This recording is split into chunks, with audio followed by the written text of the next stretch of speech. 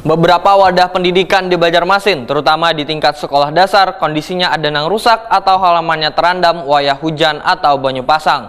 Salah satunya di SD Negeri Teluk Dalam 3 Banjarmasin, sehingga sedikit menyulitkan bagi guru wan peserta didik untuk masuk ke lingkungan sekolah. Selain itu, muncul pula kekhawatiran adanya binatang nang turut larut dalam banyu nang menggenang tersebut.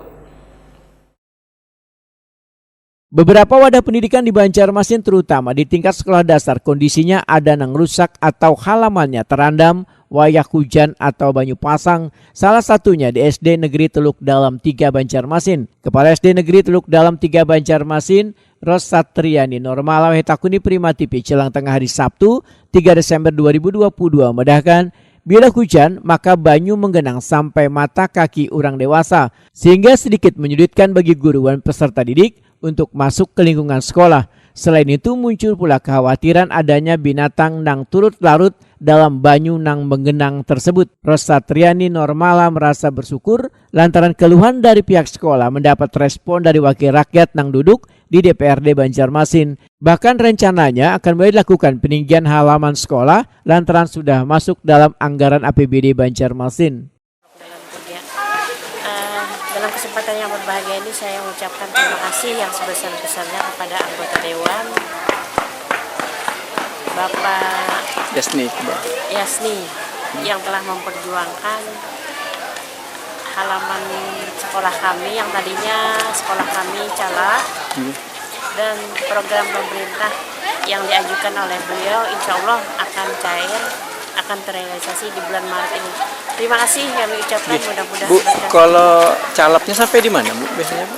Oh, calapnya sepertinya sampai mata kakinya. Sementara itu anggota DPD Banjarmasin Gusti Yasni Iqbal menyatakan keluhan dari dunia pendidikan terkait dengan sarana wan prasarananya adalah suatu permasalahan yang wajib untuk ditindaklanjuti demi kemajuan proses belajar di sekolah. Politisi Partai Gerindra ini menyatakan keluhan yang disampaikan SD Negeri Teluk Dalam 3 Banjarmasin telah dimasukkan dalam pokok-pokok pikiran Dewan hingga akhirnya ditindaklanjuti untuk dilakukan perbaikan pada halaman sekolah tersebut. SD Teluk Dalam 3 kita masukkan dalam pokok-pokok pikiran DPRD untuk 2003. Karena memang halamannya kalau hari hujan jalan banjir tempat calap gitu, banjir, sehingga perlu ada perbaikan peninggian halaman. Dan alhamdulillah tahun 2003 ini mungkin sudah dimasukkan dalam anggaran.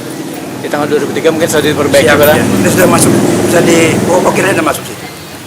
Pak, kalau kita melihat secara keseluruhan Pak, apa yang harus dibantu untuk SD kita nih? SD ini adalah yang pertama prasarananya ya. Karena SD ini kan kada banyak menggunakan peralatan. Yang penting prasarananya harus diperbaiki atau ditambah. Dan kemudian kualitas ruangannya kan kebanyakan yang ada yang rumbi, ada yang rusak, ada yang plafonnya bocor. Gusti Yasni Iqbal berharap Dinas Pendidikan Banjarmasin selalu mengontrol di setiap sekolah di Banjarmasin yang menjadi kewenangannya supaya jangan sampai ada keluhan baru mendapatkan perhatian sehingga mengganggu proses belajar mengajar di sekolah.